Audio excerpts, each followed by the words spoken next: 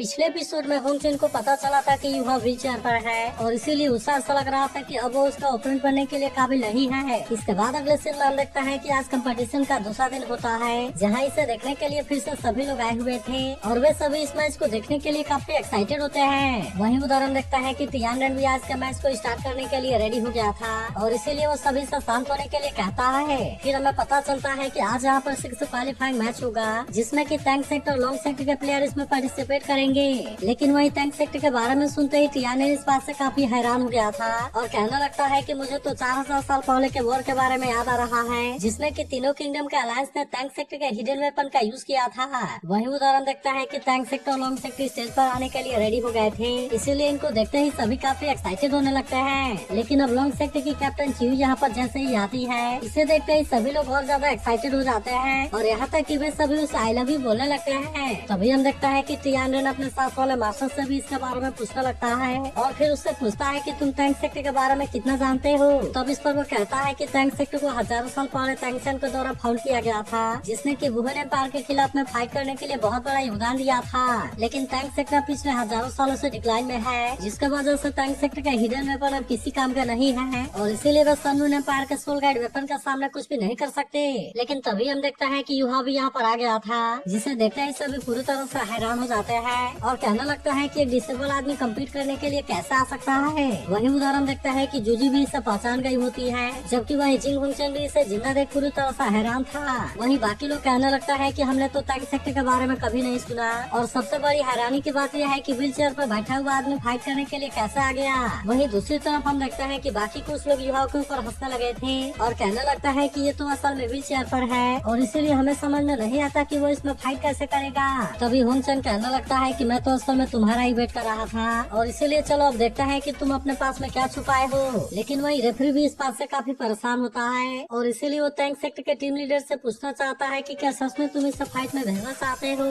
तब इस पर युहा उसे कहता है कि तुम्हें इसके बारे में चिंता करने की कोई जरूरत नहीं है, क्योंकि मैं ही असल में इस टीम का लीडर हूँ। लेकिन वही हम देखता है कि लॉन्ग सेक्टर की एक लड़की इस बात से बिल्कुल भी खुश नहीं होती और इसीलिए वो अपने कैप्टन से परमिशन लेकर इसके साथ में फाइट करने के लिए आ जाती है। तब हम देखता है कि युहा भी इसका सामना करने के लिए रेडी हो गया था और इसीलिए वो वांग को यहाँ से जाने के लिए कहता है, जिसके बाद वांग भी यहाँ से जाने के लिए रेडी हो गई थी और अब इस तरह से टैंक सेक्टर और लॉन्ग सेक्टर के बीच का इंडिविजुअल मैच स्टार्ट हो जाता है। जिसके बाद हम देखता है कि वो लड़की इसमें बिल्कुल भी कोई देरी नहीं करती और वो तुरंत अपने पावर का यूज करके युहा पर अटैक करने के लिए चली जाती है। जिसके बाद हम देखता है कि वांग इस बात से काफी परेशान हो गई थी, जबकि वही हम देखता है कि युहा को इसके बारे में कोई चिंता नहीं होती और वो भी अपना आइस पावर का यूज करके इसका सामना करने के लिए रेडी हो गया था। लेकिन फिर भी हम देखता है कि काइतो को युहा के बारे में काफी चिंता होने लगती है, क्योंकि उसे ऐसा लग रहा था कि शायद युहा इसका सामना करने के लिए कुछ भी नहीं कर पाएगा। लेकिन तभी पता चलता है कि युहा ने अपना आइस पावर का यूज करके इसे बहुत ही आसानी से हरा दिया है और इसीलिए इसे देख वांग इस बात से काफी खुश हो जाती है। लेकिन वही हम देखता है कि होंगचन और बाकी सभी इस बात से काफी हैरान हो गए थे और वे सोच में पड़ जाते हैं कि युहा ने इसे इतना आसानी से कैसे हरा दिया।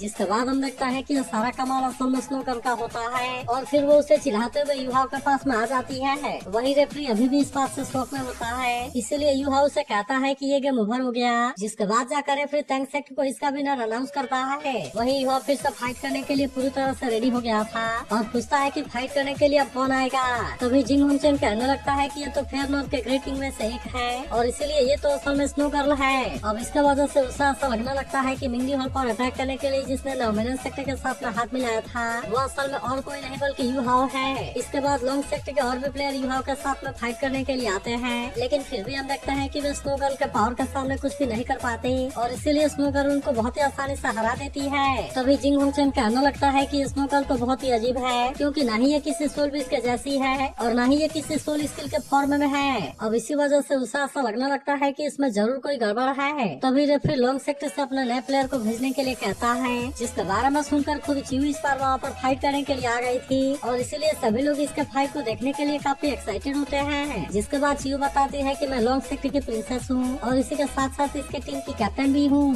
जिसके बाद हम देखता है कि युहा भी उसे अपने बारे में बताता है और अब इस तरह सब एक दूसरे के साथ में फाइट करने के लिए रेडी हो गए थे। लेकिन वही हम देखता है कि चियू इसमें कोई भी देरी नहीं करती और वो अपने आप को स्नोगल से बचाते हुए सीधे युहा पर अटैक करने के लिए आ जाती है। लेकिन फिर भी युहा ने अपना आइस एम्परर कोला का यूज करके इसके अटैक को बहुत ही आसानी से रोक लिया था और इसीलिए चियू इसमें इसका कुछ भी नहीं कर पाती। लेकिन तभी युहा को पता चलता है कि चीयू का फ्लेम बहुत ही अजीब है, क्योंकि इसके अटैक की वजह से उसकी अल्टीमेट एचपी पिघल रही थी, जिसके बाद उसे समझ में आ गया था कि उसके पास में असल में एनिहिलेशन एबिलिटी है, जो कि किसी भी एट्रीब्यूट वाली एबिलिटी को एलिमिनेट कर सकता है। वही टीचर जावा भी कहने लगते हैं कि एनिहिलेशन एक बहुत ही रेयर टाइप वाला मास्टर स्टोल एबिलिटी है, जो कि अटैक करने पर अपने ओपोनेंट के एट्रीब्यूट को डिकम्पोज कर सकता है। तभी हम देखते हैं कि चीयू फिर से अपने पावर का यूज करके यूहा पर अटैक करने के लिए आ गई थी, लेकिन इसके बाद भी यूहा को इसके बारे में कोई चिंता नहीं होती, इसीलिए वो भी आइस पिलर का यूज करके इसके सारे अटैक से अपने आप को बचाने लगता है। और फिर हम देखते हैं कि चीयू काफी कोशिश करने के बाद भी इसका कुछ नहीं कर पाती,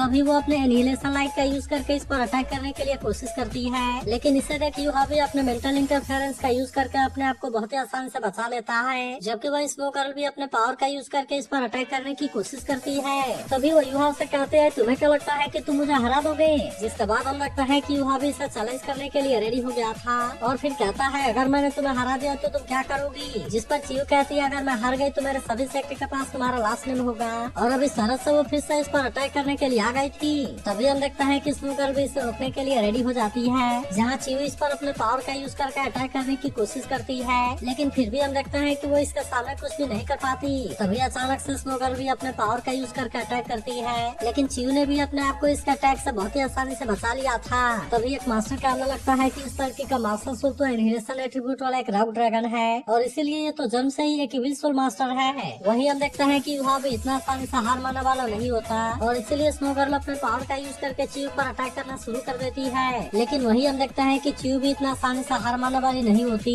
और इसीलिए वो भी अपना ऑब्लिवेटिंग लाइट कॉम्बो का यूज करके अटैक करने के लिए रेडी हो जाती है, लेकिन फिर भी हम देखते हैं कि वहाँ पर इसका अटैक का कोई असर नहीं हो रहा था, इसीलिए चीयू इस बात से काफी हैरान हो जाती है, और फिर वो कहने लगती है कि मेरा निशाना तो बिल्कुल सही है, लेकिन इसके बाद भी यहाँ पर ये क्या हो रहा। तब इस परिवार से कहने लगता है कि ये मेरा मेंटल डिस्टर्बेंस है, इसीलिए तुम्हारा इनहेलेशन लाइट कितना भी पावरफुल क्यों ना हो, लेकिन फिर भी वो मुझे हिट नहीं कर सकता, और इसीलिए तुम यहाँ पर मेरे सामने कुछ भी नहीं कर सकती। जिसके बाद हम देखते हैं कि चीयू इस बात से इस पर और ज्यादा गुस्सा हो जाती है, और कहती है कि फिर मैं पूरे स्टेज के ऊपर अटैक करूंगी। इसके बाद हम देखते हैं कि वो सच में अपने पावर को एक्टिवेट कर लेती है, और अब इस तरह से वो इस पर चारों तरफ से अटैक करने के लिए रेडी हो गई थी, लेकिन इसके बाद भी हम देखते हैं कि यूहा को इसके बारे में कोई चिंता नहीं होती, क्योंकि अभी भी उसके अटैक का इस पर कोई असर नहीं हो रहा था, क्योंकि अभी भी चीयू के अटैक का इस पर कोई असर नहीं हो रहा था। जिसके बाद हम देखते हैं कि चीयू इस बात से और ज्यादा हैरान हो जाती है, और कहने लगती है कि आखिरकार कैसे पॉसिबल है। तब इस पर यूहा उससे कहता है कि मेरा मेंटल डिस्टर्बेंस एक मिलियन ईयर वाला सोल स्किल है, जिसका वजह से तुम्हारे अटैक से बचना तो मेरे लिए बहुत ही आसान है। तब इस पर चीयू कहती है क्या सच में तुम्हें लगता है कि तुम इतने पावरफुल हो,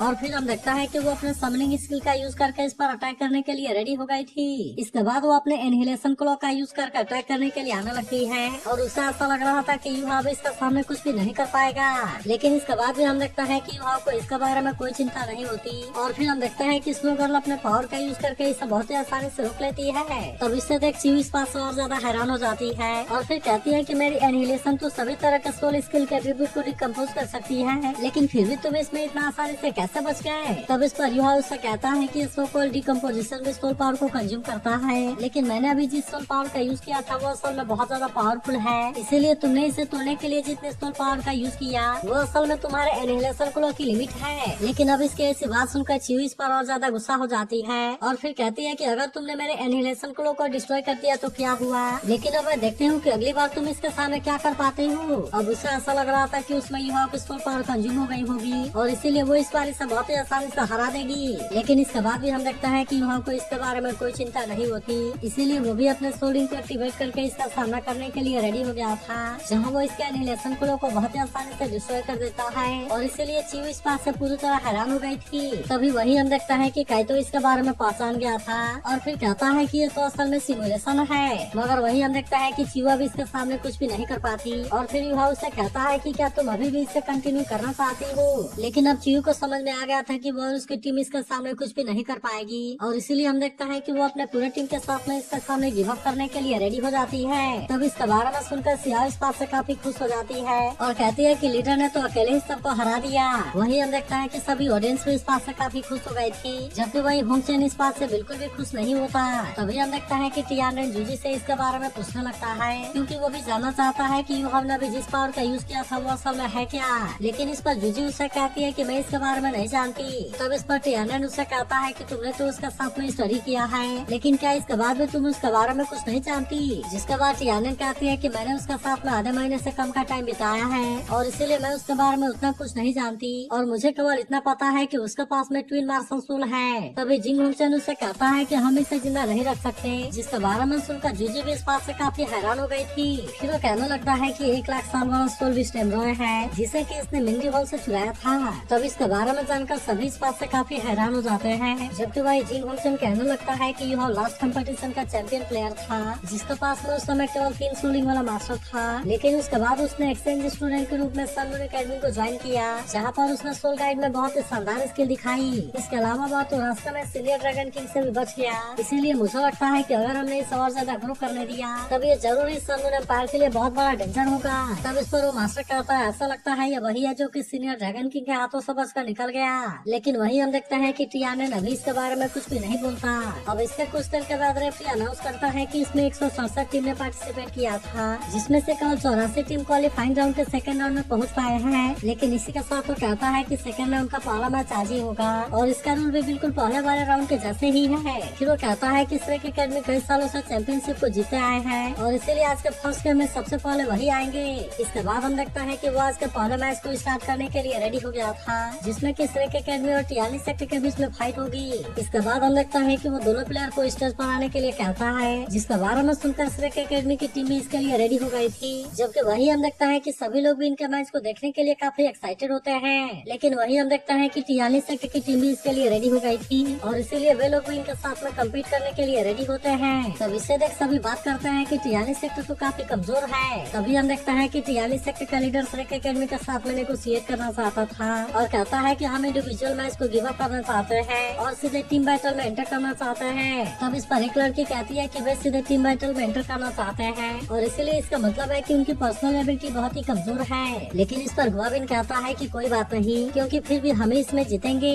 तभी वांग चिव कहती है कि टीचर जावा ने इसके बारे में स्टडी किया था इसीलिए चाहे वो इंडिविजुअल बैटल हो या फिर टीम बैटल उसमें जीतने का चांस सबसे ज्यादा इनका ही है। अब इसीलिए हम देखता है कि वांग चिव को इसके बारे में कोई चिंता नहीं होती और इसीलिए वो इनकी बात मानने के लिए रेडी हो गई थी। जिसके बाद हम देखता है कि रेफरी भी इसके लिए अनाउंस कर देता है और अब इस तरह से उसने इनके टीम बैटल को स्टार्ट कर दिया था। जिसके बाद हम देखता है कि दोनों टीम इसके लिए रेडी हो गए थे और इसीलिए वे अपने अपने पावर का यूज करके फाइट करने के लिए रेडी हो जाते हैं। लेकिन वही हम देखता है कि टियानी सेक्टर की टीम अभी भी इनके सामने कमजोर पड़ रही थी इसीलिए उनका लीडर सभी को एक साथ में आने के लिए कहता है और वे सभी अपने सील को एक साथ में मिलाकर इनका सामना करने के लिए रेडी हो गए थे। तब इसे देख युवा कहता है कि यह तो 7-in-1 कॉम्बो है जिस पर वांग कहती है इसीलिए टियानी सेक्टर सीधे टीम बैटल में पार्टिसिपेट करना चाहते थे। वही हम देखते हैं कि टियानी टीम अपने सभी सील को एक साथ में मिलाकर इसे बहुत पावरफुल बना देती है और इसीलिए वांग चिव भी अपने अटैक से इसका कुछ नहीं कर पाती। इसके बाद हम देखता है कि वे अपने हेवली आर्मर नीडल का भी यूज करने के लिए रेडी हो गए थे और इस तरह से वे इन पर अटैक करना शुरू कर देते हैं। लेकिन फिर भी हम देखते हैं कि वांग चिव और उसके प्लेयर को इसके बारे में कोई चिंता नहीं होती क्योंकि वे भी अपने अपने पावर को यूज करने के लिए रेडी हो गए थे और इस तरह से वे इनका सामना करने लगता है। तभी इसी बीच हम देखते हैं कि वांग चिव ने भी अपने पावर को एक्टिवेट कर लिया था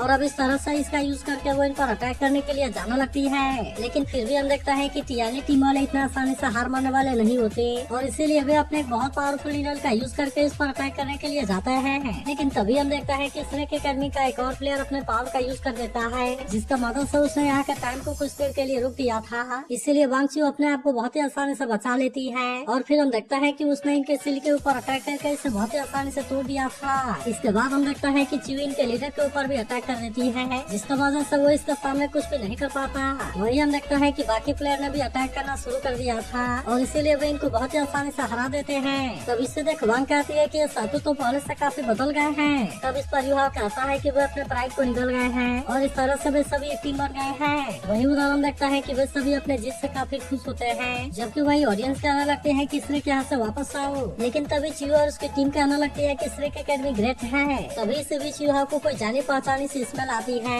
इसीलिए वो इस बात से काफी हैरान हो गया था और फिर कहता है कि ये स्मेल तो बिल्कुल जानी पहचानी है। वही मैं श्रेक एकेडमी के ऐसे परफॉर्मेंस से काफी हैरान थी और कहती है कि श्रेक एकेडमी तो युवा के बिना भी काफी पावरफुल है। तब इस पर मास्टर माँ कहता है कि सबसे ज्यादा स्कैरी तो वे है। फिर हम देखते हैं कि अगला मैच होली स्पेक सेक्टर और टियानो कॉलेज के बीच होने वाला था और इसीलिए वे दोनों टीम भी इसके लिए रेडी हो जाते हैं। लेकिन तभी हम देखता है कि होली स्पेक सेक्ट ने अपने पावर का यूज करके इनको बहुत बुरे तरीके से मार दिया था। इसीलिए इसे देखते ही सभी लोग इस बात से पूरी तरह हैरान हो जाते हैं जबकि वही हम देखता है कि कुछ लोग इस बात से काफी डर गए थे और कहते बोलता है कि ये होली स्पेड तो काफी इविल है। जिसके बाद हम देखता है कि मास्टर मा भी इस बात से काफी डर गया था और कहता है उम्मीद करो कि हमारा उनसे सामना ना हो। तो अगर एक्सप्लेनेशन अच्छी लगी हो तो इस वीडियो को लाइक और इस पर एक कमेंट जरूर कर देना। और अगर आप इसके अगले एपिसोड के लिए एक्साइटेड हो तो इसके बारे में भी कमेंट करके जरूर बताना।